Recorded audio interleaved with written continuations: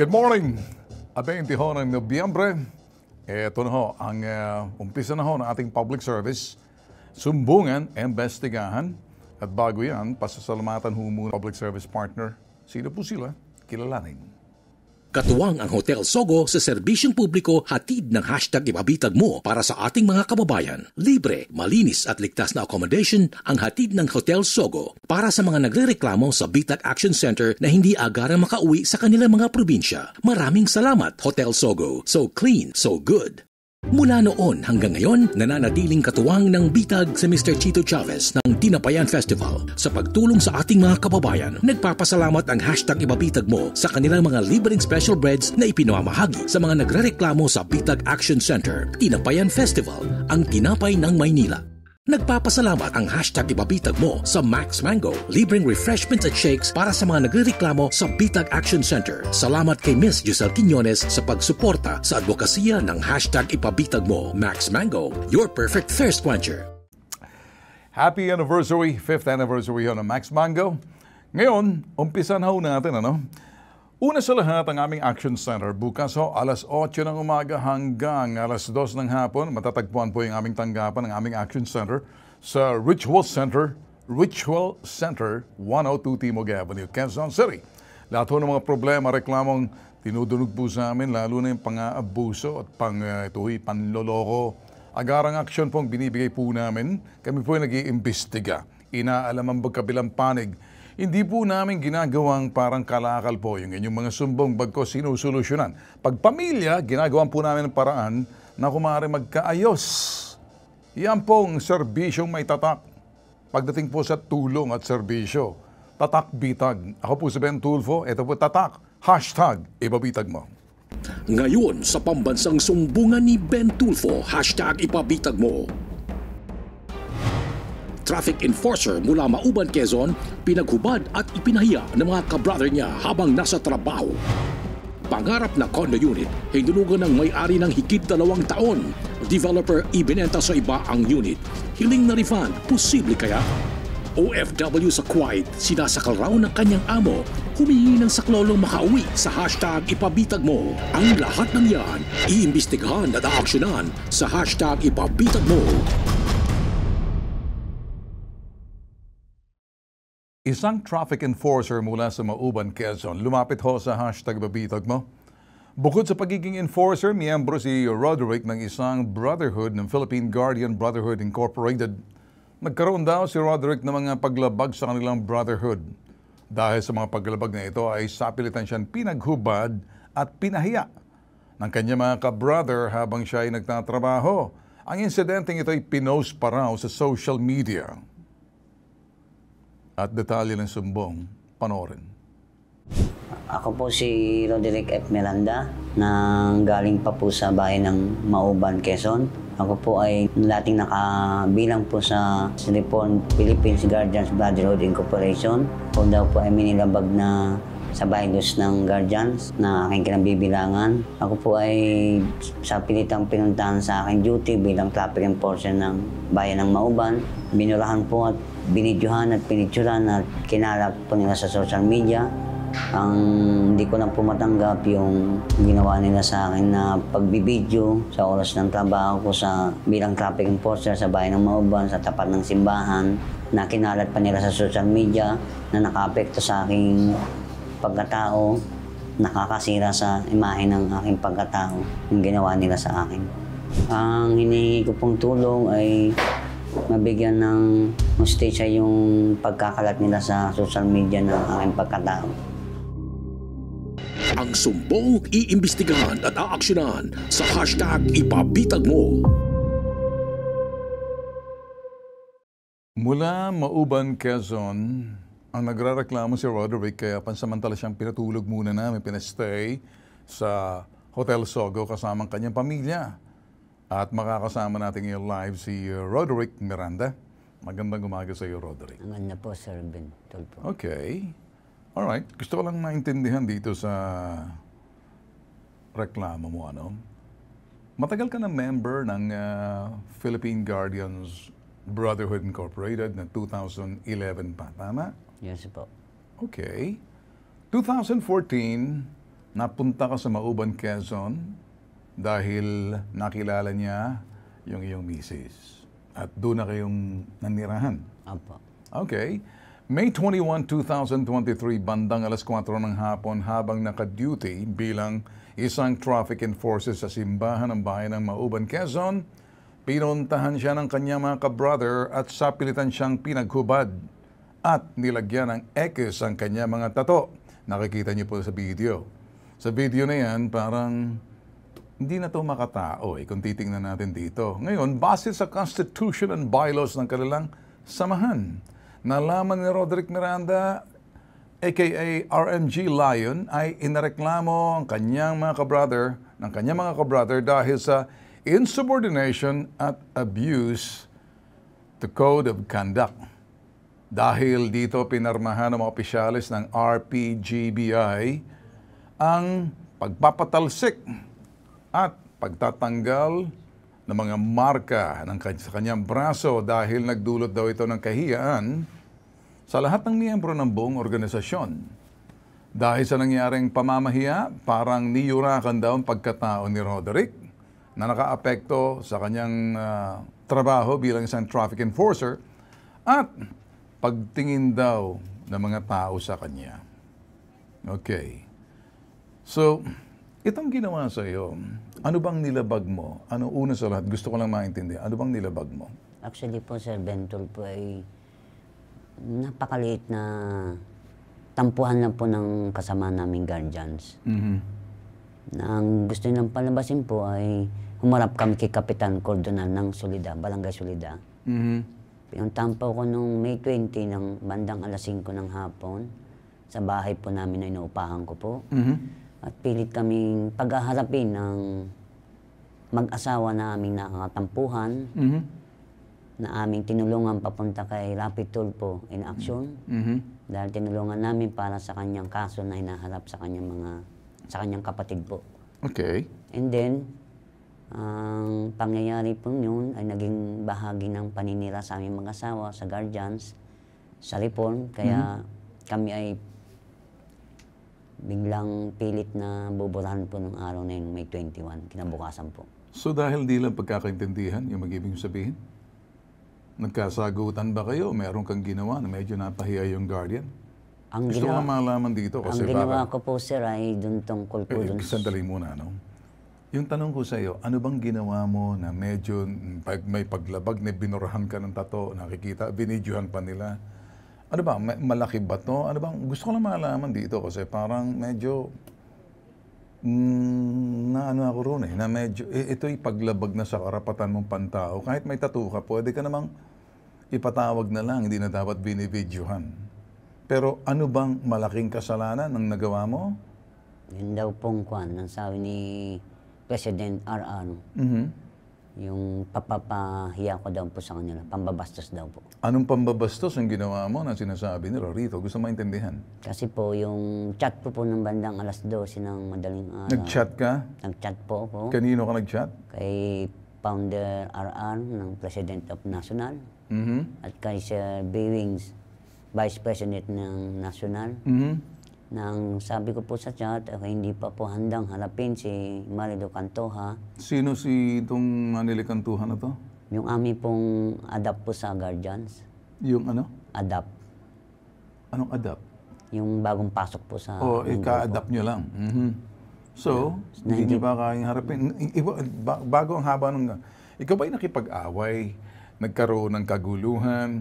Wala po, sir. Meron ka bang nilabag na medyo nakipag-away ka? Wala po, sir. So, ang paglabag mo lang, sinasabi mo, hindi ka humarap. Opo. Kanino ka hindi humarap? Doon po kay Marilu Cantoja. Marilu Cantoja. Sino naman si Marilu Cantoja? Yung bagong sali po sa aming samahan. Ano naman ginawa? Binastos mo? Hindi po, dahil po doon sa issue sa motor. So, ano naman sa issue sa motor? Baka may tinatago ka pa, sabihin mo na. Nung pinahiram po sa amin yung motor ay sira po. Okay.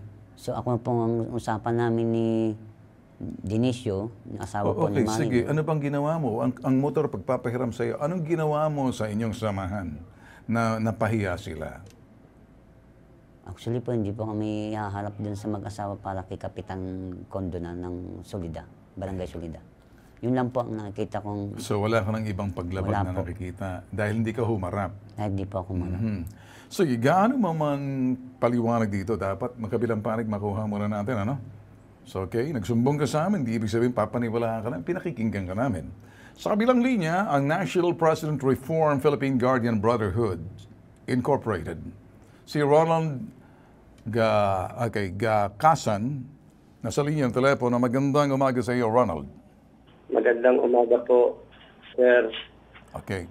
Ronald, nandito yung isang miyembro ninyo at nagrereklamo po siya sa kahiya ng ginawa raw ng inyong mga miyembro. Pinuntahan sa kanyang trabaho sa may simbahan habang nagtatraffic, parang lumalabas, binurahan ninyong tato, tapos pinost nyo pa sa social media, in-X nyo, medyo, sa palagay nyo kaya sir, ano bang malaking kasalanan nito na parang, ano po ba diyang samahan ninyo na baka parang pati ito, pwede nyo naman siyang itiwalag sa pamamagitan ng pagpo-post na lang na hindi na siya miyembro. Bakit kinakailangan videohan nyo at tapos burahin yung tato? Ano bang medyo mahiwagang tato ba yan ninyo na kung bakit ako'y nagtataka lamang sa ginawa ninyo, pagmamahiya na to. Pakipaliwanag nga nito, Ronald. Yes, sir. Kasi ganito po yan. Sobra-sobra na po yung ginagawa niyan. At saka yung kanyang asawa po sa kapatiran po. Puro Okay. kasiraan na lang po ang mga pinagsasasabi ng mga yan. Ilang beses po namin yung pinatawag pero hindi naman po siya humarap. Ngayon, nagpunta na rin po kami sa barangay. Hindi rin po siya humarap. Hanggang sa nagdesisyon na po yung Board of Trustee, yung nagawa na ng resolution dahil lang ilang beses na pong ipinatawag. Okay. Hindi naman po siya naharap sa amin. So, ngayon, sabi niya, bias daw po kami. Ngayon, sabi ko sa kanya, pinuntahan namin siya sa bahay na kung talagang para mawala yung bias, doon na lang tayo kay Kapitan para may mag-mediate. Okay. Doon sa mga ginagawa po nila. Okay. Hindi naman po sila dumating Alright. at kung ano-ano pong mga Alright. step po ang natanggap po namin na masasama. Okay. Sige, una sa lahat, gusto kong suriin, ano yung masamang pinagsasabi? Anong napakalaking kasalanan sa pinagsasabi? Yung pinagsasabi, kinakailangan may ebidensya tayo, naka-video ba yan? O di naman kaya, nag-post ba siya sa social media? Na naging batayan na parang, baka naman nagtatatampororot lang kayo dyan, nagbabalat sibuyas kayo, or masyado naman kayo siguro power hungry dito. Simple lang naman, gusto kong maintindihan, anong krimen, anong pagkakasala, sa kanyang pinagsasabi? Yun pong aming Vice President po dyan sa Mauban, is lagi po niyang pagdadaan po, parang binabastos po niya, ay babae po yun. Ano pong sinasabi niyang pambabastos doon sa opisyal ng inyong Guardian National President, ito sa Philippine Guardian Brotherhood?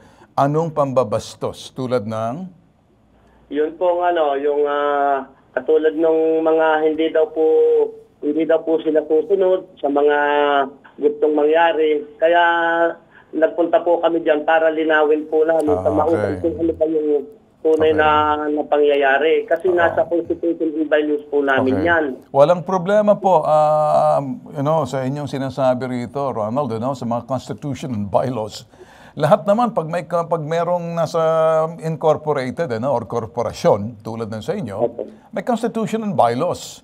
Pero yung Constitution and Bylaws ninyo, paglabag dyan, di naman siguro katumbas ng parusang ginawa ninyong pamamahiya. Ekos ninyo sa pagkatao nyo na. Siguro doon sa kanyang gawain, doon nyo lang siya paparusahan sa pamamagitan ng pagtitiwalag sa kanya. Pero yung pagkatao na mismo, tinanggalan nyo siya ng dangal. Nakikinig ka ba o inuubuhan mo ako? Nakikinig po. Sige, ganito. Pakinggan mo na maigi, ano? Yes, sir. Tinanggalan nyo siya ng dangal. Pinuntahan nyo siya sa lugar, pagkatapos, tinanggal yung tato. Bakit? Pag-aari nyo ba yung tato na yan? Nagbayad ba siya riyan? Sagutin mo. Yan po, sir. Ay, nako, makinig ka, Ronald, ano? Hindi ko kilala yung inyong Philippine Guardian Brotherhood kung sa kabutihan ba yan. Makinig ka. Sa susunod, kayong lahat, sasabihin ko sa inyo with due respect. Alam ko ang mga Constitution and Bylaws. Alam ko pagrehistrado sa Securities and Exchange Commission. Pero wala kayong karapatan mamahiya. May karapatan kayong disiplinahin sa pamamagitan ng pagsususpinde, tanggalan siya ng kanyang posisyon, or ideklara nyo siya na wala na siya sa inyong miyembro. Pero, yung ginawa ninyo, buisit ako, galit ako, may pang-aabuso eh. Wala na sa kapangyarihan ninyo puntahan sa kanyang lugar pagkatapos, ayan, burahin yung tato. Katawan niya yan eh. Naintindihan mo ba? Yes, sir. Naintindihan ko po. Ngayon, ang ginawa ninyo, hindi ako pabor dyan. Bakit? Bastos na yan eh. Bastos na yung ginawa ninyo. Pwede nyo naman ipatawag at pagsasabihin, kung hindi na po sumipot, padalhan nyo ng sulat, ideklara nyo na sa inyong website or sa inyong Facebook page na wala na siya sa ginawa niyang hindi maganda.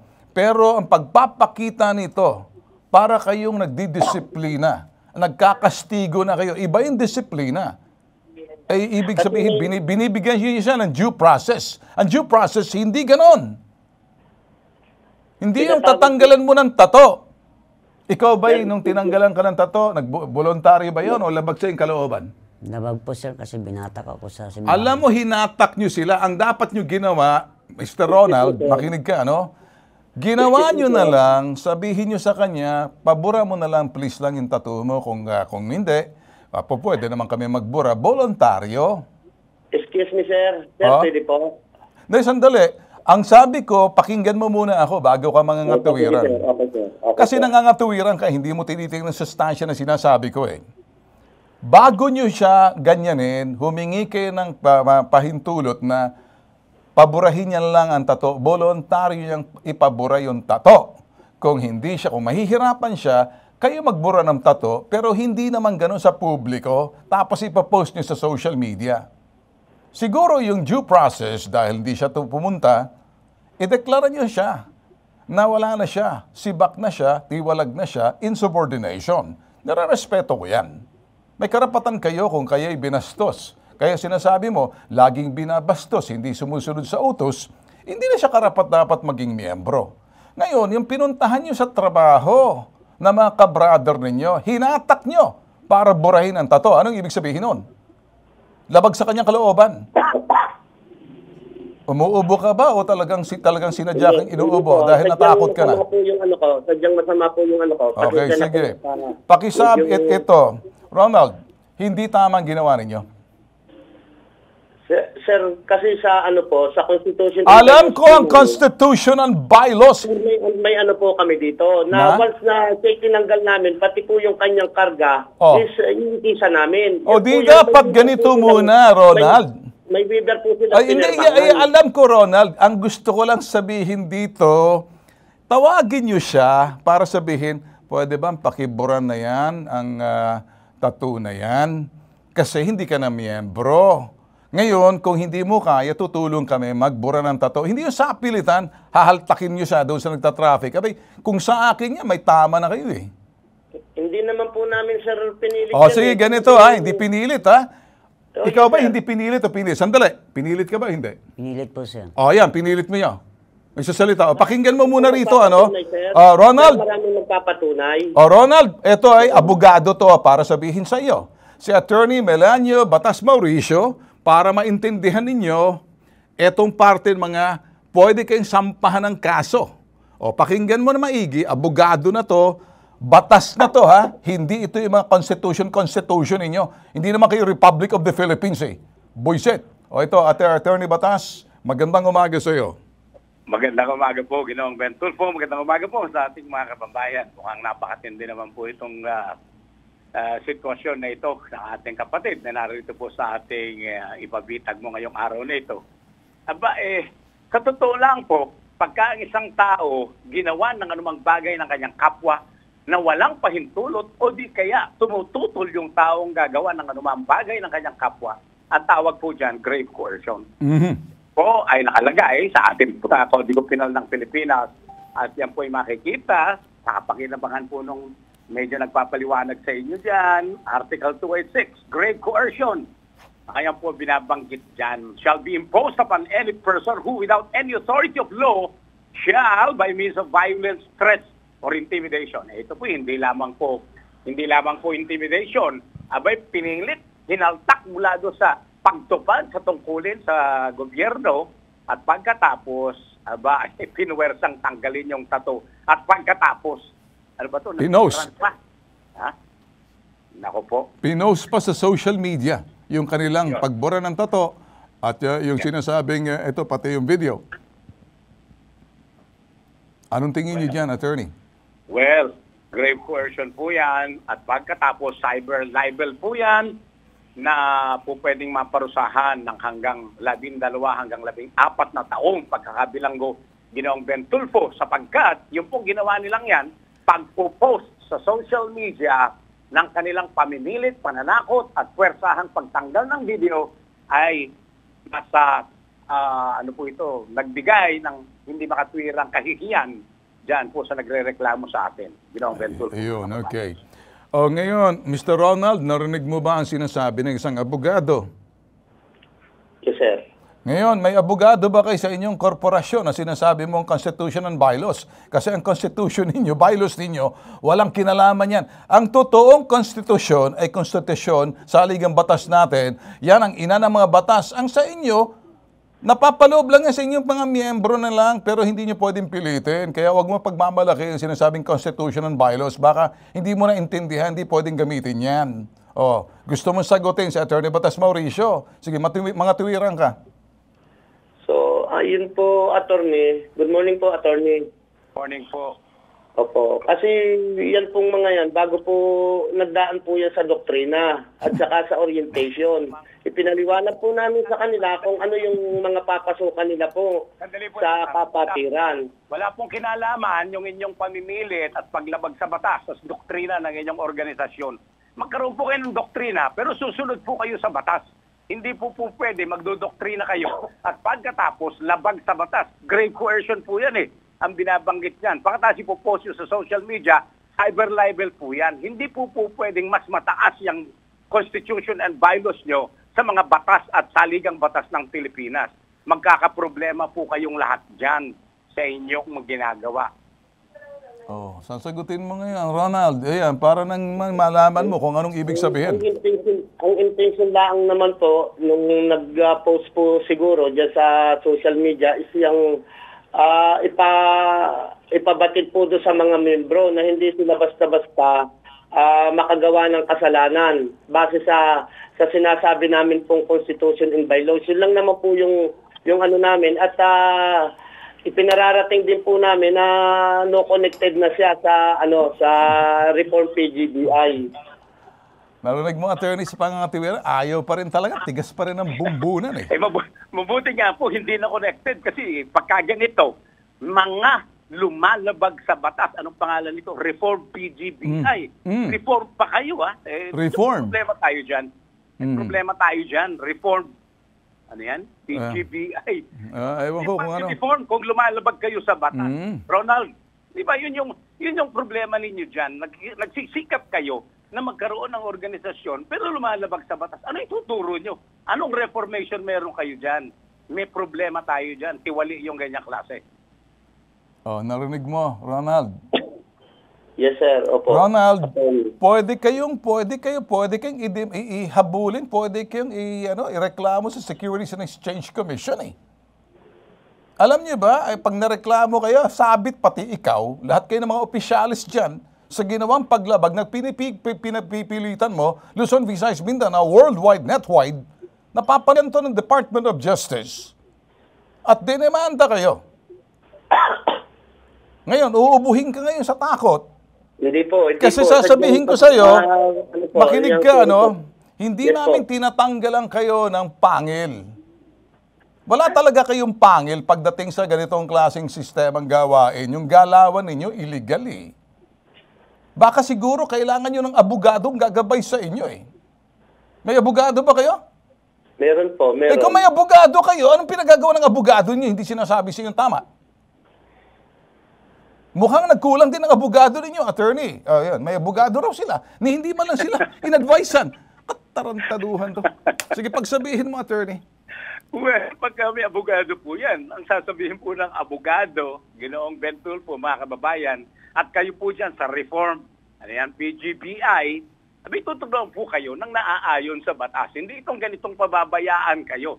Pagka po gano'n, ang abogado nyo, pinababayaan kayo, lalo na, alam niyang lumalabag sa batas, magkakaroon din po siya ng pananagutan. Bakit po? Ay nilalabag niya ang kanyang lawyers o pagka hindi siya nagsasalita na mali ang ginagawa po ninyo. Paglabag po sa grave coercion sa Revised Penal Code, yung inyong ginawa dito po sa dating kasama nyo, buti na lang wala na siya dyan. Paglabag po yan sa napakaraming batas sa Republic Act 10165, yung pong Cybercrime Law of the Philippines, kasama dyan ang cyber libel. Pagka po ganyan, ay nako, mabuti pa po siguro humanap po tayo ng ibang magbibigay sa atin ng mga payo upang mas maayos ang takbo ng ating pagtupad sa mga layunin ng inyong organisasyon. Okay, ganito muna, Ronald. Eko naman, hindi kita ilalarga rito hanggat hindi ko dikdik sa kokote mo na may mali ka. Kasi, una sa lahat, para magbago kayo, aminin nyo ang pagkakamali. Yung taong ayaw umamin ng pagkakamali, pagigiitan, mauulit ang pagkakamali. Lahat tayo nagkakamali, Ronald, hindi perpekto. Yang inyong samahan, meron kayong constitution and bylaws, walang problema dyan. Huwag nyo lang gawin itong ginawa ninyo kasi paglabag to sa batas. Malinaw ba sa iyo, Ronald? Kung nakikinig, pati mga opisyalis ninyo, pwede kayong lahat idemanda rito Siguro, sir, ang gagawin po namin, mag-aano lang po yung board at ayusin po namin, linawin po namin mabuti yung talagang Siguro dito, Ronald, gamitin mo ang programa namin para ito na napabitag na kayo. Dito ka manawagan sa miyembro ninyo na huwag nyo nang uulitin itong ginawa ninyo. Hindi ko kinukonsinte ito si Roderick kung may nilabag na sabi natin yung mga patakaran ninyo dyan. Hindi ko kinukonsinte yan. Importante lahat kayo disiplinado. Pero dito nagkamali kayo. O ngayon, manawagan ka sa mga miyembro ninyo, ito ang pagkakamali. Huwag lang uli mag-cross ang landas natin, uulitin nyo to, hindi na kita sasantuhin. Taga mo sa bato, ala ang brotherhood, sisterhood. Wala akong pakialam. O ngayon, manawagan ka sa mga miyembro ninyo, huwag nyo nang uulitin kasi hanggat may bitag, bibitagin ko kayo, may paglabag sa batas to. Kung nakikinig sa atin Department of Justice, nakikinig sa atin kahit sino mga abogado, hukom, malilintikan kayo. So ngayon, magsalita ka na, ayusin mo, tuwirin mo. Okay, bibigyan kita ng pagkakataon. Magsalita ka. Dito, sa lahat ng mga member namin sa Luzon, Visayas, Mindanao.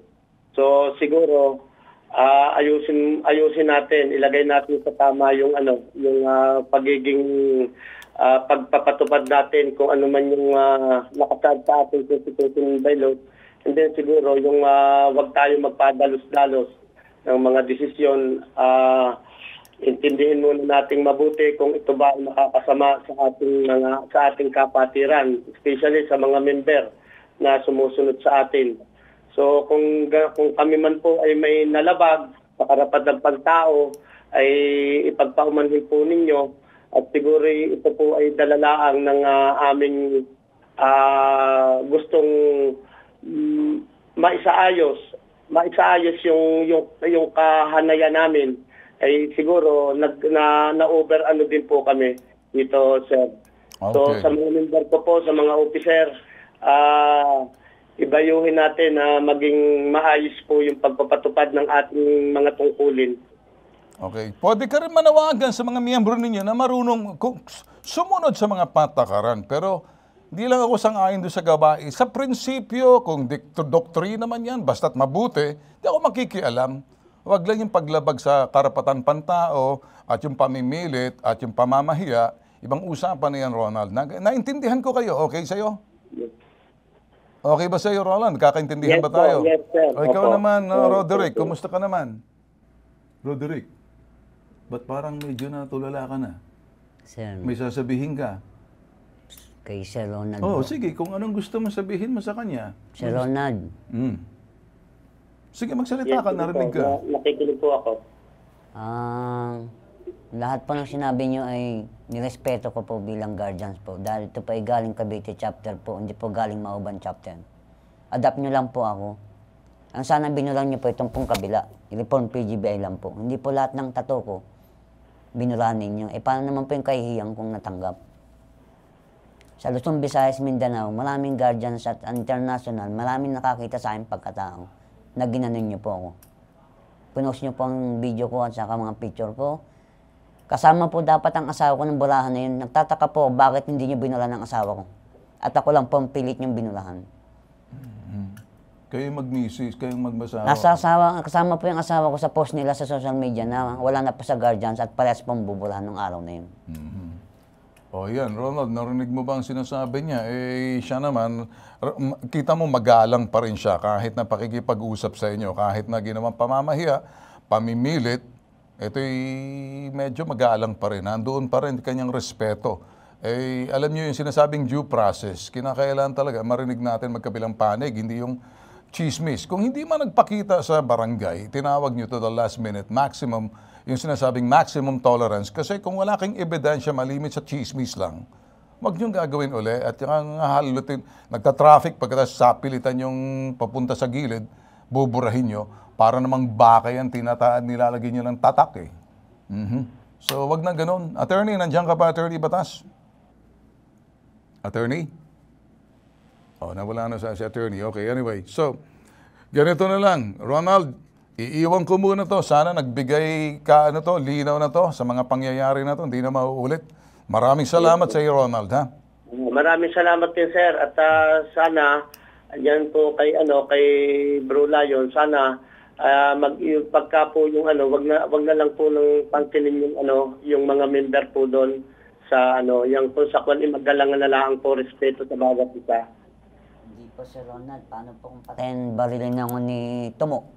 Eh, sabi ni Star, may baril din kanyang asawa. Eh, paano kung barilin ako at galawin ako sa mababa? Hindi naman siguro Kasi po, hindi po ako taga doon. Taga Bacor, Cavite po ako eh. Bakit hindi ka magsalita, Ronald, na sabihin mo, wag siyang galawin? Kasi kung hindi, hahabulin naman kita. Pag may nangyari sa kanya. Mananagot ka sa akin dahil siya, ito naman siya, yung tao mo, dapat managot sa iyo. Siya naman, pag siya nawala, hahabulin kita. Kaya nag-usap tayo rito dahil nagsabi na siya, kung sino man yung kanyang babaril, may banta na yon. May banta na sa buhay yon. Sige po, at pagsasabihan ko po yung mga... O bakit di mo sabihin ngayon, sino, ano pangalan?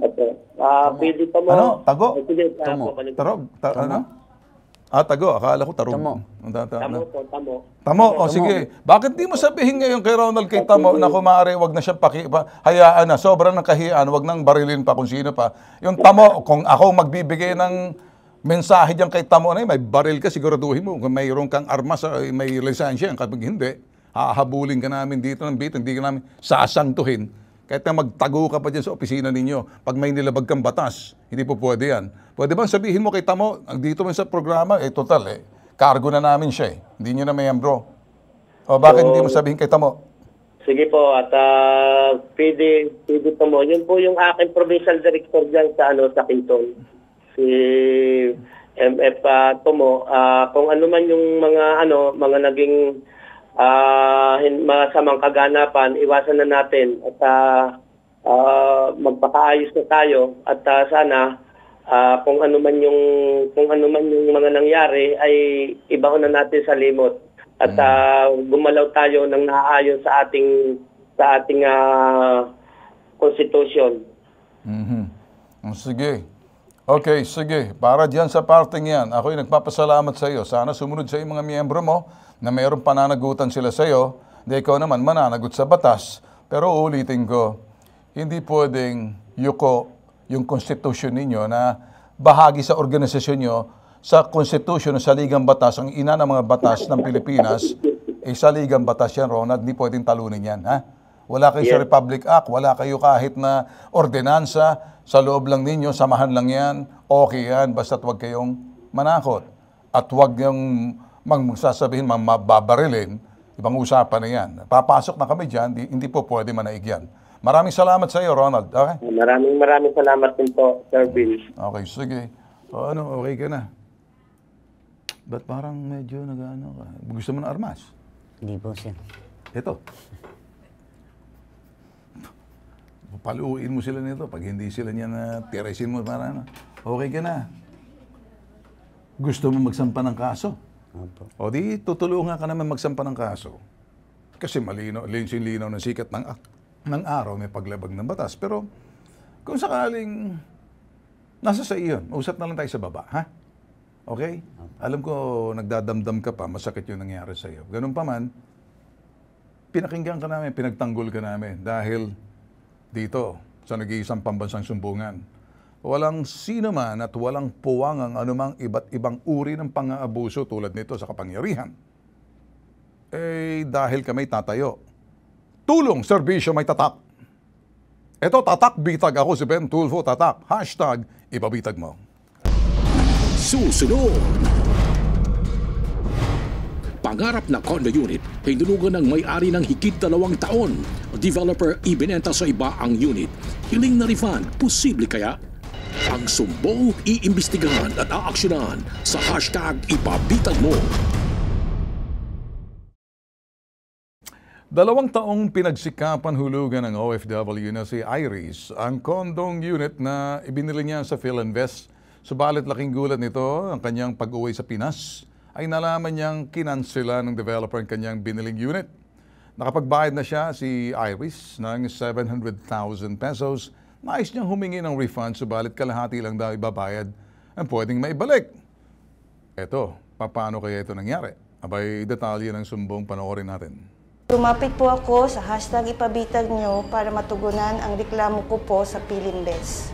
Kumuha po ako ng condo unit 2018, January 4, at binayaran ko po ito ng 30 months sa 30 months na tuloy-tuloy.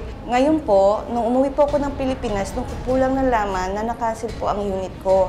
Tinanong ko po sa PhilInvest, bakit po na-cancel ang unit ko. Sinagot naman po ako ng staff nila na kulang daw po ako ng LOG. Pero po, nung huling bayad po sa akin, bakit hindi nyo po dineclare sa akin o sinabihan na kailangan ko ng LOG sa kadahilanan daw po na pandemic.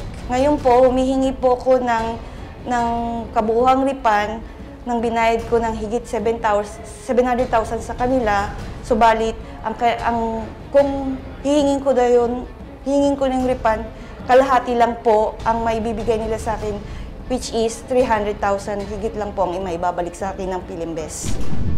Gusto kong mangyari, maibigay ng PhilInvest, yung refund na hiningi ko, yun lamang po, Sir Ben. Maraming salamat po. Ang sumbong, iimbestigahan at aaksyonan sa hashtag ipabitag mo. Sa bitag, ang estilo po namin, magkabilang banda po ang aming titingnan dito, ano? At una sa lahat, hindi ho ito yung mga basta't reklamo lang sa mga lupa o mga bahay na binili kong kani-kanino, developer na po ito. Ngayon, kasama natin ngayon si Nakae Iris Arce. Magandang umaga sa iyo. Magandang umaga po, Sir Ben Tulfo. Okay. Sige. Ikaw ay OFW mula Japan. Opo, doon na po ako naka-resident sa Japan. Okay. At naisipan mo bumili ng kondo sa Panglao Oasis sa Taguig to, ha? Opo, sir. Kala ko sa Bohol, eh. Hindi po, kasi yun po yung nila sa Taguig na Bohol ang term nila ng condominium po. Okay. Mukhang maayos tong condo na to. Ilang square meter yan? Bali, 43 square meter 43 po. square meters. Okay, sige. Habang nasa Japan si Iris, naisipan niyang bumili ng condo unit sa Panglao Oasis, Taguig, pag-aari ng PhilInvest. Ang condo unit balak niyang gawing investment at bakasyunan. Itong January 2018, nabili niyang condo sa Taguig through pre-selling pa noon. 30 months niyang hinuhulugan ng unit. June 22, 2023, umuwi siya sa Pilipinas para ma-check ang condo pero nalaman niyang kanselado na pala ang unit na binili. May mga kulang daw na papeles si Iris kaya ito kinansela. Sinubukan niyang humingi ng refund pero ayon sa PhilInvest hindi na raw ito makuha ng buo.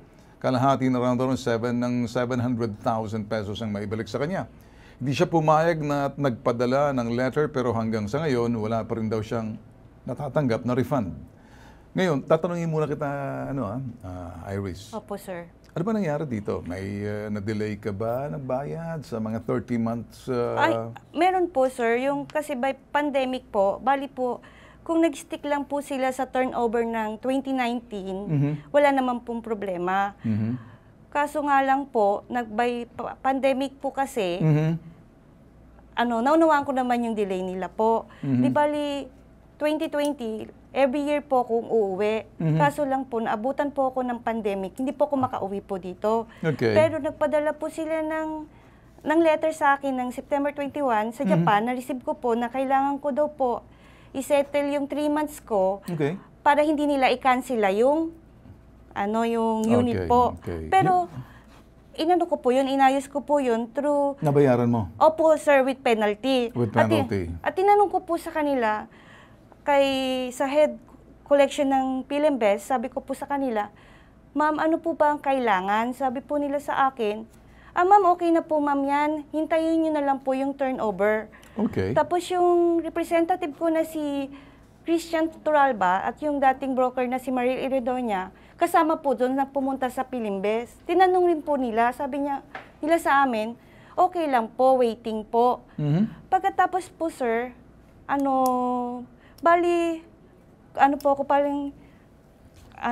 relax po ako kasi nabayaran ko po yung 30 months po. Kampante, in other words, Kampante po, kampante opo. ka na. Kaya yung 3 months na delay mo, binayaran mo naman. Opo. Kaya medyo kampante ka na. Opo Ganon. sir. Tapos wala naman po silang sinabi sa amin na kailangan po namin ng LOG. Ang pagkaalam Ano ko, yung L? letter of guarantee po daw sir. Letter of guarantee. Ang pagkaalam ko sir, habang wala pa po yung unit, hindi po makakakuha po ng letter of guarantee. Galing po sa kanila po kasi yung letter. Sa letter of guarantee, kinakailangan para ng inspection ng unit na yun. Opo sir. Ng bangkong kukunan mo ng loan. Opo sir, ganun po. Okay, so alam ba ng PhilInvest yun? Nasabi mo sa kanila, hanggat walang yung letter of guarantee na yan, hindi ka makakuha ng loan. Baka naman nag-offer sila ng in-house financing, hindi kaya? Sir, wala po silang in-advise sa akin. Okay. Nung pag-uwi ko lang po ng Kailan? Nitong June 18, tapos pumunta po ako sa kanila ng June 23, at sinabi ko, magpa-follow up po ako. Yung representative po nila na si Rebecca Sibireno, ang nagsabi na, kansilado na po yung unit ikaw ko. ba ni-notify na na-cancel? Wala po silang Wala ba notify. silang letter na sinasabi? Sir, sabi nila, by pandemic, paperless po daw sila. Okay. Sige, sandali muna. Okay na. Sige. Well, kabilang panig naman, pakikinggan natin to. Dahil hindi lahat ng mga sinasabi ng mga complainant, nakikinig tayo, hindi tayo nagpapaniwala hanggat hindi natin nakakuha yung panig ng kabila.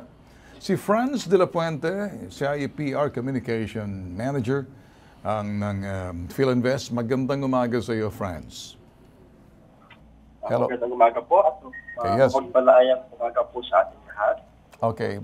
Mr. Franz, ito'y magandang umaga sa pagtanggap mo. Naka-live tayo ngayon sa IBC TV 30 at CLTV 36. Naka-live din tayo sa ating YouTube channel, Bitag Official. Narinig niyo ba ang reklamo ng lumapit po sa amin? Si Iris Arce, hinggil dun sa kanyang kondo raw ata na parang nakansela daw na sabi niya, wala naman daw siyang delinquency dahil nabayaran niya naman daw yung kanyang 3 months na delay noon. So ano bang nangyari dito? Ang natanggap po namin request last week was a request for refund and natutuwa po kami share Yes. na in process na po ang request po niya for an additional 50% refund in Okay. addition to the 50% refund na nabigay na po namin. Yung 50% na bigyan So, sa'yo? ang Hindi po ako pumayag, sir. ay with management na po. Okay. And as far as our timeline is concerned, we expect this po to be granted within the week. If mapabilis po ito or kung magka-delay pa po ang pag-grant ng refund. Okay, ibigyan po Franz, namin na Franz, nawawala-wala kayo. Parang humihina, lumalakas. Hindi ko masyado masundan yung sinasabi ninyo. I think nawawala ko sa phone and medyo intermittent yung pasok kaya medyo inuulit ko muna. Ano ba to? Na masedalo ba siya or something like that na kung kaya't na cancela ninyo or anything? Or is there something na may hinihingi kayo na hindi na ibigay? for records indicate po na nagkaroon po ng lag po sa payments. No? Yung mga payments po na hindi po natupad. Ano Base yung... po sa mga records. Alright, sige. Nagkaroon siya ng gap of payment. Inaamin niya, pero nabayaran niya daw lahat yun. Yung 3 months na yun during pandemic. We disagree po, sir. No? The payment po was made po last May. May 2020 po ang nag-pass through po yung account. May 2020, sandali, France. But May 2020 is in the thick of pandemic yan. Walang, kumbaga, May 20, March 15 or March 20 that time, 2020, dineklara na yung lockdown. So, May, April, June, July, I remember halos nagsasarahan lahat. Walang pagkikilos.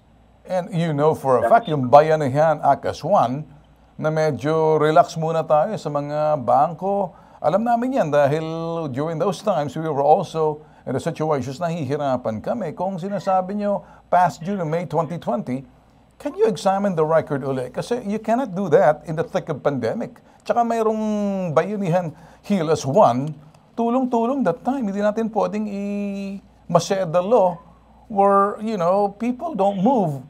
Ghost town nga yun that time yung dating natin noon eh. Wala pang mga vaccine doon. I don't understand. You're so strict on this sa past due na to.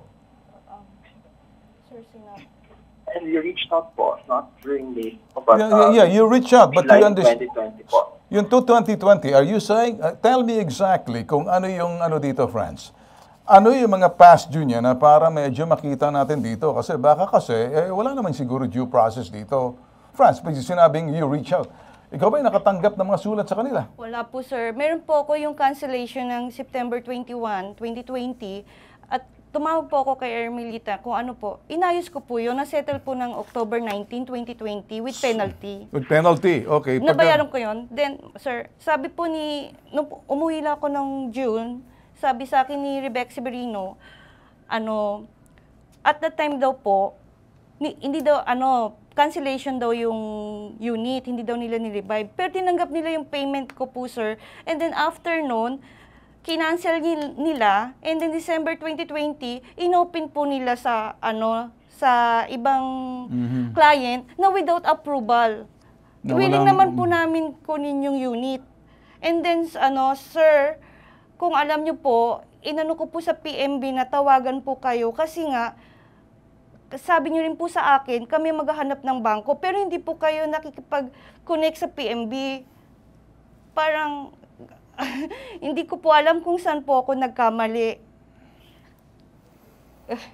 Kaya po ako, tapos sir, sabi nila sa akin, na 3 years po ako naghintay, nasira yung phone ko, nagbabounce lang po yung email ko sa kanila. Tapos hindi po sila sabi nila paperless daw kasi by pandemic. Po, nakapagpadala po kayo ng kailangan kong bayaran ng 3 months yung payment ko. Isinetel ko naman. Bakit hindi po kayo nagpadala sa akin na kailangan ko po ng LOG? Ang dali naman pong gawan ng paraan yun eh. Meron naman po akong mga source na pwede kong utusan. Kahit pandemic, ginawa ko po yun, sir. Narinig niyo, France, kung ano yung sinasabi ngayon itong kliyente ninyo? Tapos sir, sabi nila sa akin. Sandali. Sorry po, sir. France, narinig mo yung explanation ni Iris? I heard po, narinig po. Okay, so anong reaction niyo doon? Ang inabot po sa akin na concern po is she's seeking a full refund po, no? Okay, gusto ng refund. Okay. Opo, sir. Kinukuha niya na ata ang refund niya, France. Kinukuha niya ang refund niya. Pero tinanggap, ganito lang, my understanding, just, kasi lumapit siya sa amin. We're here to solve the problem, not to add any more to the problem. Okay, solution tayo rito, France, ha? I understand, with due respect sa PhilInvest. Alam ko naman, ibang level yung inyong developer. Yung sa akin lang dito, gusto ko lang maintindihan na masedalo ba to or ano bang nangyari dito? Kung may past due ba siya? Pero sinabi niya may tinanggap naman daw pagkatapos naging kampante raw ata siya kasi nagbigay ng assurance yung inyong mga tao niya na okay na antayin na lang. So ngayon, nagulat na lang daw siya, kinansila. Based po sa records po namin, ay mukhang na-communicate naman po namin yung request for letter of guarantee. Ngunit France, ganito na lang, item. France, do you have all those letters that you were sending to her na hindi siya nag-respond? Did you, kasi sa atin dito, the due process dito, may time for redemption din kayo ibibigay sa kanya. Tanong, were there enough time na dinidisregard niya yung mga reminders or notices ninyo? Can you prove that? I want to help Yes, you, we Franz. can. I want to help yung PhilInvest, ano? But parang sa akin dito, Franz, I think you have to be on top of the situations dito. Maybe you're looking at yung mga nandyan, maybe you need to investigate any further. But sa kanya lang naman, makukuha niya yung full refund niya kasi kita niya, binayad niya naman. Kung in-offer niyo na sa iba, tapos pinagkakitaan ninyo na kalahati lang, may kunting problema tayo rito, Franz. Kasi nabenta niyo naman pala sa iba, hindi niya na kini-question. Tama, kinuha na, hindi ba? Oo, sir. Tapos sabi nila sa akin, ganito po. Okay, sir. sandali. Franz, hindi niya na kini-question kung kuning, basta't nabenta niyo sa iba, pero hindi niyo naman pwedeng i-foreclose to. Kasi nagbayad naman daw siya. Can you look at it at your screen right now if you're looking at the records?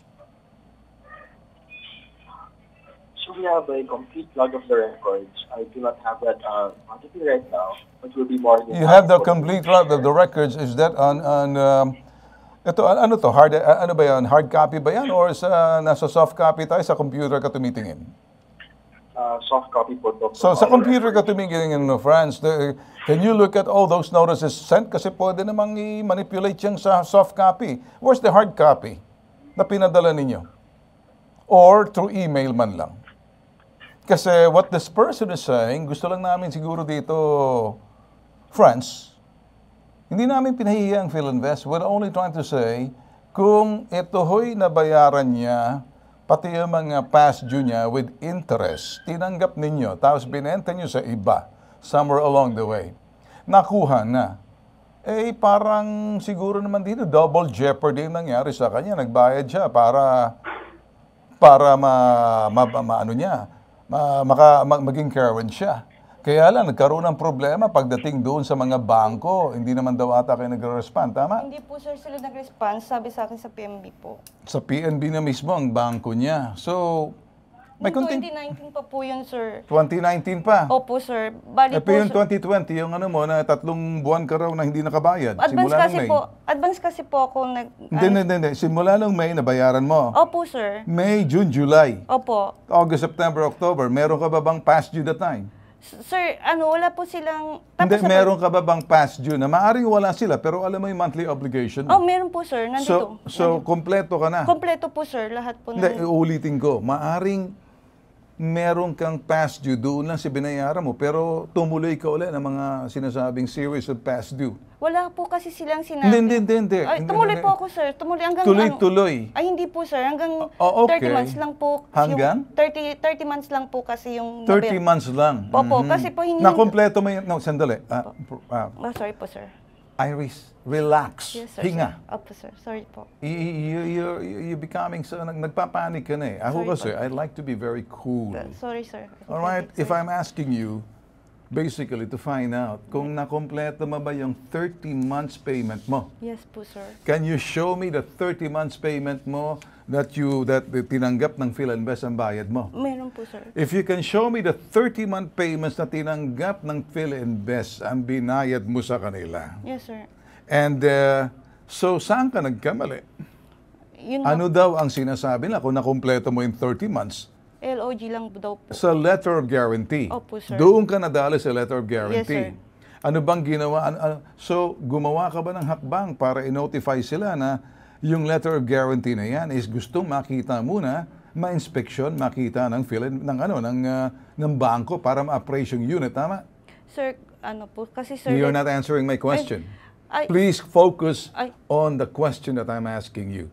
Do not give me any explanation kasi yung explanation mo, it does not have any bearing dun sa tanong ko. yes sir, Gumawa ng letter of guarantee. Ay, wala pa sir. Alright. Bali, kinonek lang po ng PMB ang PhilInvest, pero hindi po sila Tinawagan ng PNB ang PhilInvest. Opo, sir. Yung bangko mo. Opo sir. Tapos sinabi Anong sinabi ng bangko mo sa PhilInvest daw? hindi pa sila nakikipag-communicate po sir. Bakit daw hindi sila nakapag-communicate? Hindi po nila sir. Paano ka magkakaroon ng letter of guarantee kung hindi naman nakikita ng PNB yung unit na binili mo sa PhilInvest? Kasi at that time, sir, nung nagtanong po ako Nasa Japan ka. Hindi po, sir. Umuwi po ako ng Pilipinas. Nagtanong po kasi ako. Kailan yan? 2019. Please follow yung mga tanong ko sa iyo. 2019 po, sir. 2019 po kasi wala, ang Alright, sabi nila. ano itong sinasabi mo, stop looking at 2019, 2020 na tayo. Opo, sir. Kailan ka nagka-problema? Stop looking at 2019. Nagsabi ka 2020, Opo. ang layo. Okay, mukhang nagja-jumble ka. Okay po, sir. Alright. Hindi po, sir. 20 Ano ba talaga ang problema mo? Sa tanungin ko, nabayaran mo ba yung 30 months payment mo, monthly payments mo? Yes po, sir. Na kumpleto mo? Opo, sir. Do you have those papers? I have po, sir. Meron po ako So, kailan? Okay, yes, okay. So, kailan ka bumili? Ano po, bali na pa-reserve po ako sa Yung kanila. pre-selling sa kanilang, kailan ka bumili? January 4 po. So, January 2018. okay, January 4, 18 po, sir. 2018. So, kung 36 months yan, 30 months lang po, sir. 30 months. So, January 4, 2019, 1 year. Opo. So, January 4, 2020, 2 years na to. So, January 4, 2021, 12 months. Okay, 2021 to 2022, hanggang sinabi mo 30 months lang. Opo, sir. Bakit 30 months lang? Sabi nila 30 months lang. Opo, sir, kasi sabi Okay, po... relax. Opo. 30 months lang. Opo, sir. 12 plus 12, wag mo nang dagdagan kasi nahihirapan ako sa iyo eh. This po, sir. Alright, Opo, sir. 30 months lang to, tama? Opo, sir. So, plus 8 months. So, February, March, April, May, June, July, August, September. So, September hanggang 8, pagdating ng January 2022, hanggang sa August 2022, dapat 8 months, 30 months yan. Tama? Opo, sir. Nabayaran mo na to. Opo, sir. Pero 2022, what happened in 2022 ng September, October, November, December hanggang kasalukuyan? Ano ba nangyari? Kasi po, sir, wala naman po silang sinabi. Hintay lang daw po yung yung... Sabi nila hintay ka lang. Opo, sir. Kaya yun po, naghihintay lang rin po ako. Okay. Okay. So hinuhulugan mo ng 30 months until yung unit till June 2020. Opo, sir. 18, 19, 20. Kasi po, delay po sila po ng turnover, sir. Wala po pa kasi silang building. Balik kino-construct po yung building nila. Pre-selling nga yun. It's okay. It's Opo, okay. sir. Saan ka? So ano daw ang problema mo? Bakit nung pumunta ka roon, tapos parang tinanggal na, binenta sa iba? I want you to explain to me. Stop telling stories. Explain to me. Honestly, Bakit sir, nabenta sa iba? Ano daw ang kasalanan ginawa mo? kulang lang daw po ko ng LOG. Yun lang po, sir. So, ang letter of guarantee. Doon ko Kailan lang- nila sinabing kulang ka ng letter of guarantee?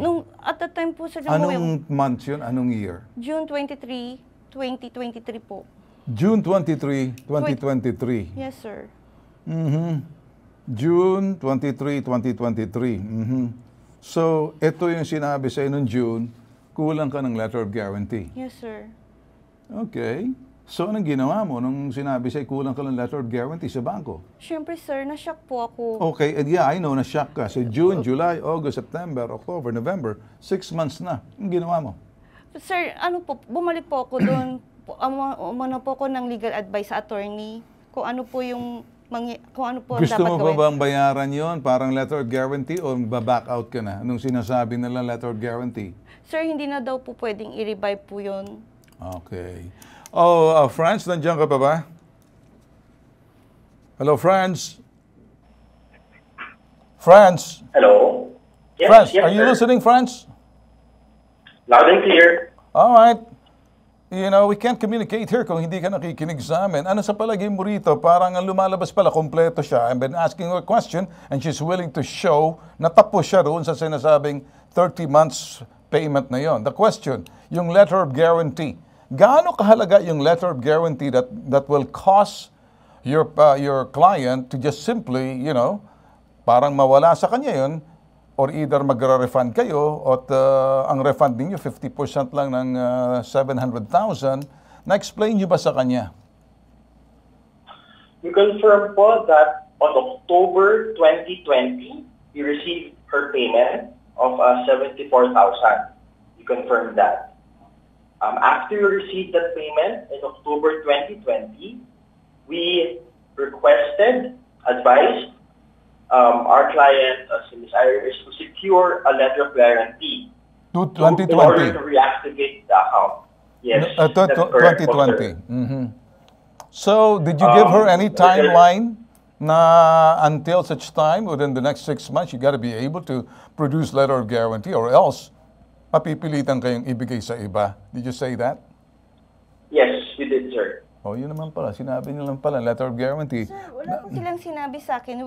Through mail lang daw po. Nasira po yung... Through mail, nakatanggap ka ba? Wala po ako natanggap. Kasi kung may natanggap po ko, ipoproduce ko po yun, sir. Kasi natanggap ko yung okay. letter. Matagal na kasi. Alam mo, Iris, October 2020 pa eh.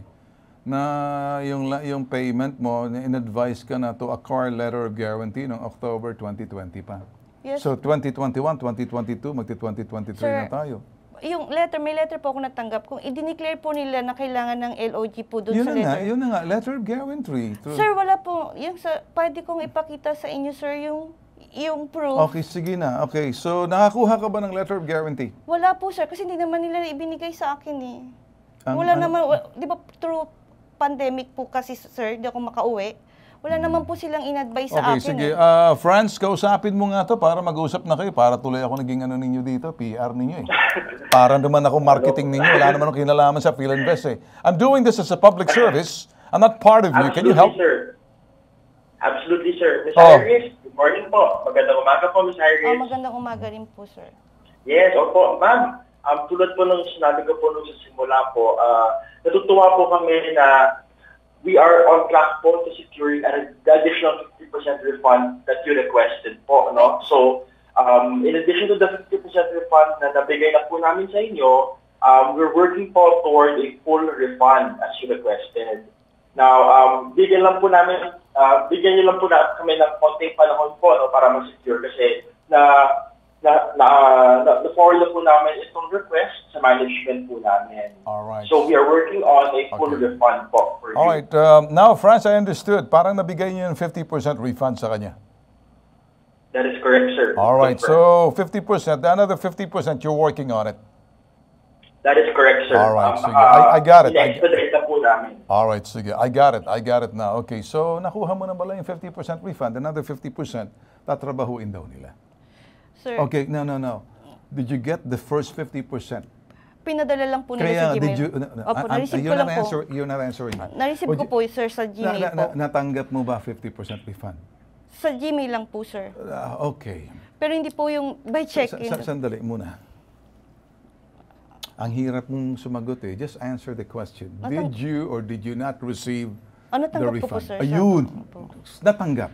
Opo. Ang problema sa'yo, nag-iikot-ikot ka eh. So, I have another 50% refund that they're working on it. Okay? Opo, sir. So, total, anyway, hindi ka naman makakuha ng letter of guarantee. Wala nang hindi naman sila pwede makapag-antay sa iyo dahil matagal na pala to. Okay? 2018 pa pala to pagkatapos na 2020 inaabot. So, di sa parting to, binigay na sa'yo 50% refund. Okay? They're working on another 50% ninyo. Okay, sir. Alright? Ang dami po kasi. So now, I think antayin na lang natin siguro. Okay? Yung another 50%. Franz, Yes, sir. maraming salamat. Now I got it kasi medyo nahirapan lang ako sa complainant kasi ang daming sinabi. Walang problema po. Sige. Sir, Alright. to help po Ms. Iris po, sir, hingin lang po namin yung kanyang updated contact number so I can be directly in touch with her. Bibigyan na lang namin sa iyo, Franz, yung update niya. Now, naging malinaw na. Okay? Thank you so much for being patient to nasagutin to. Para ako, kahit na ako, nahirapan eh. Alright. Thank you, Franz. Okay? Maraming salamat po sa ating lahat. Okay, Good morning po. Good morning. Ganito na lang, pambihira ka namang kala ko tuloy na kung wala ka pang nakatanggap. Sige, ganito na lang. You got your 50%, another 50% is coming, they're working on it. Sa susunod, kung kayo po'y mag-a-avail ng anumang condo sa anumang developer, pag sinabing sa pre-selling man yan or during the time na nagbebenta sila, make do of that obligation in the service ninyo. And then after that, pag sinabing you go to your bank of your choice, make sure that you get the loan amount na balance na sasagutin ng bangko. Pero kapag medyo natagal dyan, ang developer cannot wait for too long to wait for you, talagang ibig sabihin, no interest or whatever reason, mapipilitan na silang ipasa sa iba. Of course, i-refund nila yung mga perang naibayad. Yung nga lang, on tranches. Nagkakaliwanagan na tayo. Alright? Okay. Ito po, nag-iisang pambansang sumbungan. Tulong, serbisyo, may tatak. Tatak Bitag, ako si Ben Tulfo. Ito po tatak hashtag ipabitag mo. Ito yung sumbong. OFW sa Kuwait, sinakal daw ng kanyang amo. Ayan. 27th March last year, na nakaalis ng Pilipinas ang OFW sa Gertrudis. 3 taon ang kanyang kontrata bilang domestic helper sa Kuwait. Gusto niya nang makauwi sa Pilipinas, kaya siya nagpadala ng panawagan sa hashtag ipabitag mo. Detalye ng kanyang sumbong, panoorin. Hingi po ako ng tulong sa aking hipag na nasa Kuwait po. Siya po ay sinasaktan ng kanyang amo. Gusto po naming mapauwi siya ng Pilipinas para po hindi na po masaktan ng aking hipag. Kasi po daw yung anak ng amo niya, parang 7 years old lang po kasi yun eh. Siyempre bata po, hinahawakan daw po yung harap niya. Ngayon, nagsasabi po siya sa magulang na ganun ang ginagawa ng bata. Ang ginagawa naman daw ng magulang, siya pa daw po yung pinapagalitan, tapos isusumbong pa daw po sa asawang lalaki, baligtad, na tinuturuan yung anak niya ng kabastusan. Ngayon, para pong ata nagkasagutan, sinakal po yung hipag ko. Sinakal tapos kinalimot po sa braso. Tapos yun nga po, humihingi na po siya ng tulong na makauwi dito. Yun nga lang po, sir, nung umalis po siya sa amo niya, ang nilipatan niya lang po is kamag-anak lang po ng amo niya rin. So, nandoon pa rin yung takot niya na masusundan pa rin po siya ng kanyang amo.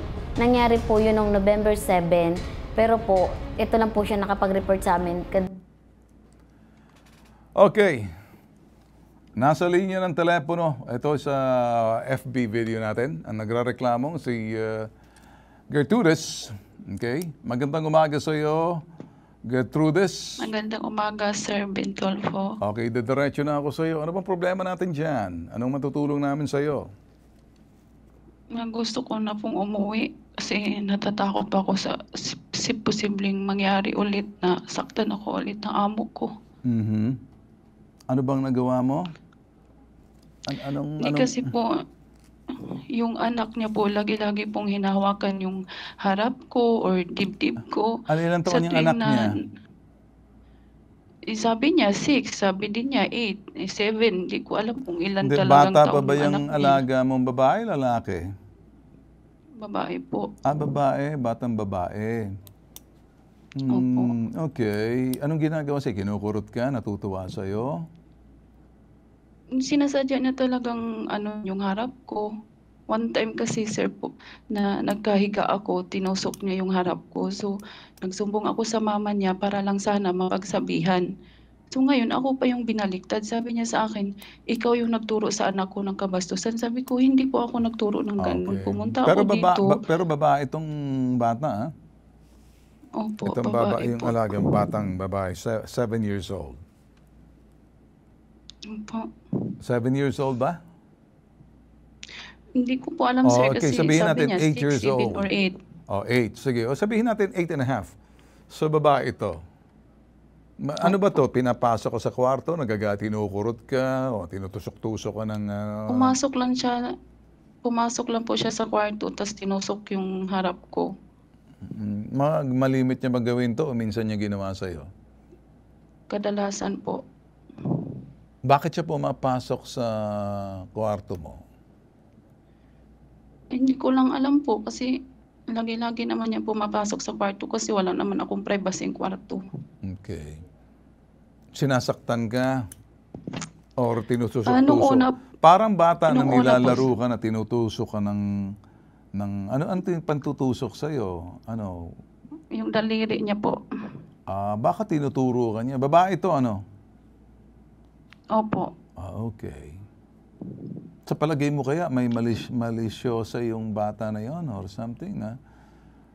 Sinasadya na talaga. Bakit? Gusto niyang nakikipaglaro ba siya sa iyo or ano? Laro ba sa kanya to? Ay, hindi. Gusto Yun yung sabi ng mama niya, laro lang po. Pero yung Okay. pagsumbong ko kasi sa mama niya po, para lang mapagsabihan. Pero ako pa yung binaliktad.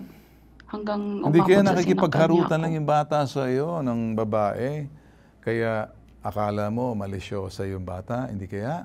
Kasi babae siguro, maniniwala pa ako pag yung mga teenager na lalaki. Ako naman nagtatanong lang kasi babae. Maliban na lamang kung batang lalaki, bastos na, 8 or 9. Pero kung babae to, tapos hindi kaya nakikipagharutan lang? Hindi ko rin alam po Hindi kasi mo lagi-lagi alam. niyang Okay. ginawa eh. Okay. So, yun ba ang dahilan kung bakit gusto mo nang umalis dahil nakikipagharutan, nakikipaglaro yung bata? Na kuminsan yung, alam mo naman, kuminsan parang laro sa kanya na yung ginagawa niya yung sa'yo. Wala naman siguro malisyos. Kasi 7 or 8 years old, babae pa naman, hindi naman lalaki. Di kaya Opo. sa palagay mo? Hindi naman po yun yung dahilan po, yung pagsakal ng mama niya sa akin. Yung nanay niya, sinakal ka. Bakit ka sinakal ng nanay? Dahil nagalit po siya doon sa nangyari po nga na binaliktad niya ako daw yung nagturo sa anak niya ng kabastusan. Sabi niya nakikita daw niya sa CCTV.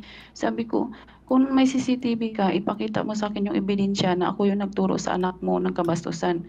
So wala siyang maipakita. Nagalit Sige, siya, ganito na hinablot lang. niya Okay, ako. sige. So, ang gusto mo, umuwi na lang. Opo. Kasi natatakot po ako. Natatakot ka Natruma na po ako sa nangyari. makikipagharutan sa iyong bata Hindi po, nasaktan ako ulit ng mama niya. ng mama niya. Yung dahilan ng mama niya kasi parang ayaw niya maniwala, parang gusto na sabihin ng nanay, paano matututo yung batang nakikipagharutan lang sa'yo? Hindi kaya? Parang nakikipagharutan ka rin one time? Hindi kaya? Ay, hindi po. Okay.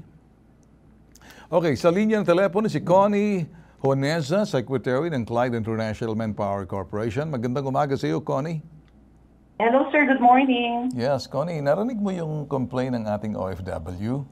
Yes, sir. Si Ms. Hertzgudis Paipa po, sir. Yes, ma'am. Anong nakikita niyo rito? Parang sinakal daw siya ng nanay, ng batang inaalagaan niya dahil tinutusok-tusok daw yung ari niya ng, in short, batang babae na 7 or 8 Opo. na nakikipagharutan sa kanya. Ano bang issue rito? Parang nagalit daw yung nanay dahil sinumbong niya yung bata at sabi naman daw nanay, ikaw nagturo diyan, nakikipagharutan. Anong magagawa natin dito, Connie, sa sitwasyon? Kasi sir, nangyari yan, that time na nangyari yan, si worker, kinuha po ng amo niyang lalaki. Okay. Siniperate si worker. Oo.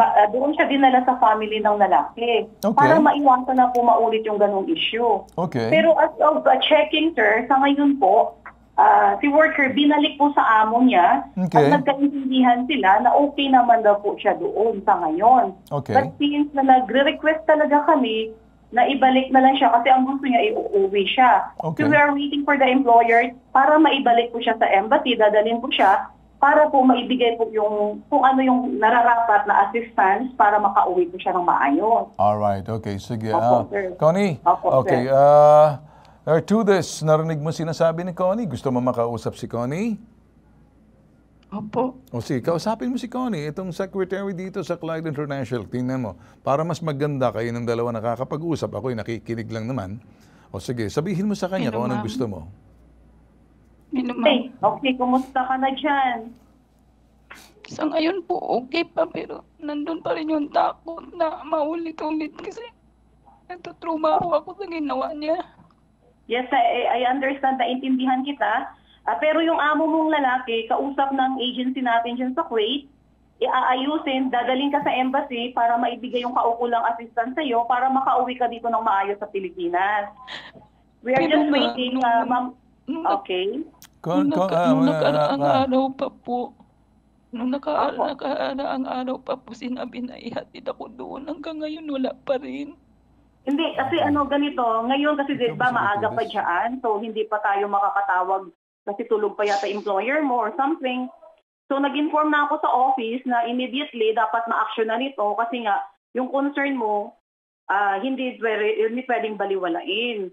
So ang sabi naman ng agency, under minomonitor ka naman ni Ms. Maricar, which is yung secretary ng RIN natin dyan sa Kuwait na ano naman daw kayo, consistent naman daw yung ano niya sa'yo, yung pag-communicate niya sa'yo.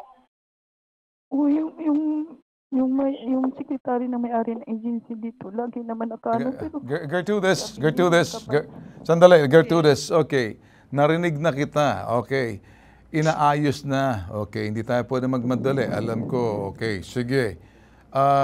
sabi ni Connie, nakausap na, at para ikay madala sa embassy. Total, huwag ka muna mag-iiyak dyan kasi relax ka muna.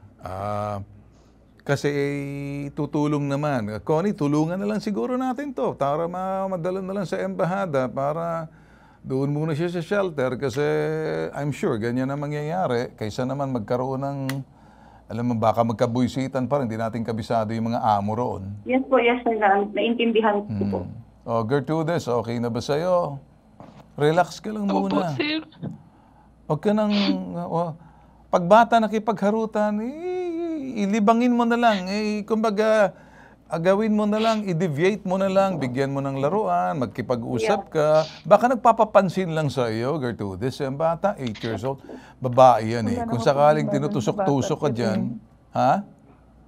Wala naman pong problema sa bata. Yung mama Yun na nga, sa bata kasi nag-umpisa eh. Sa bata nag-umpisa, kaya nagalit yung nanay. Kasi nagsumbong ka na parang lumalabas, bastos yung kanyang anak, parang gano'n tingin. Kaya sinasabi ng nanay, ikaw naman nagturo dyan. Baka naman there was a time na naghaharutan lang kayo ng bata. Kasi 8 years old, 7 years old, babae yan eh. So siguro sabik sa kausap, sabik na kalaro, hindi niya na alam yung kanyang ginagawa, hindi tama. Pero dito sa parting to na magsumbong ka, nagalit yung nanay kasi parang lumalabas, nilalagyan natin ng mali siya, hindi naman lalaki yan, babae rin naman yan. Hindi lang kayo nagkaintindihan. Pero ganun pa man, nilipat ka raw doon sa amo mong lalaki para ihiwalay, pero ngayon binabalik ka, nagkakaintindihan, nagkaayusan na ata kayo ng amo mong babae, tama? Pinilit kasi ako na kung bumalik dito. Kaya nga, bumalik ka doon sa amo mong babae ngayon, tama? Opo, nandito na po Okay, ako. sige. Connie, ano bang gagawin dito ngayon? Hello, Connie, ano bang nasa... Yes, Connie. Okay po, sir. Sa ngayon po, sir, yung boss ko po, tatawag na po sa partner agency namin sa Kuwait para ma-actionan po immediately po yung concern ni Mr. Trudis. Alright. Kasi nga po, sir, sa totoo lang, sir, since ano pa po yan, na-monitor na siya namin. Kasi we received already email from OWA cares regarding the situation. So, hindi naman po kami nagpabaya. Kaso lang, sir, sige, syempre may mga proseso po tayo. So, we are just waiting na dadali na siya sa embassy para mapatikita na po siya agad pa ulit. Okay, Connie, naintindihan kong kalagayan ninyo. Alam ko na may mga Thank you proseso so much. dyan, ha? Thank you so much. Kaya kami tumawag lang para paglilinaw. Bibigyan naman ng kasiguruhan, assurance itong si Yes. Gertrudes. Gertrudes, okay na kasi nakaabot na to sa OWA. At the same time, gagawa naman sila ng paraan dyan. Medyo gandahan mo lang yung pakikitungo mo sa amo mo. Kasi ang amo mo kasi nasasaktan siguro yung amo mong babae kapag medyo ang lating parang yung nagiging malisyoso yung bata, bata pa yan babae rin naman.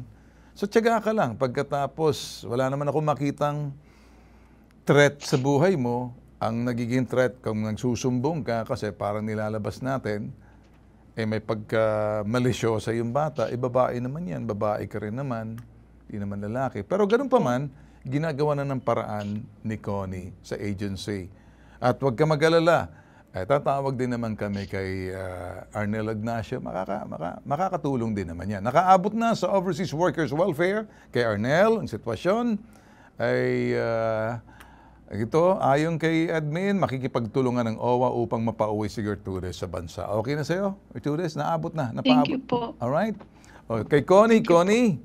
Yes, sir. Thank you so much din, ha? Thank you Best so effort much, na sir. lang, ha? Okay po, sir. No problem po. Walang ano man. Thank Okay you po. again. Okay, Thank you sige. din po. God bless po. Okay, sige. Alright na sa'yo. Okay, Gertrudes, okay na rin sa'yo. Opo, sir. Alright. Nakaabot na sa OWA. Ipinabot na namin kay Arnel, okay? Relax ka lang. Opo. Mapapapunta ka na sa Kasi embassy ako. dyan, ha? Okay, sige, okay. Sige po, Okay. salamat po. Walang ano man. Okay, higit sa sumbungan, imbestigahan, at ang mga reklamo, binibigyan aksyon, solusyon, at ang nag-iisang pambansang sumbungan sa amin po, kuminsan, nahihirapan po tayo magpaliwanag, tulad ng mga ng nauna, pero kami po yung nag-iisang pambansang sumbungan, matyaga.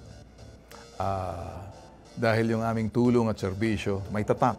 Tatak Bitag, ako po si Ben Tulfo. Ito po yung tatak, #ipabitag mo.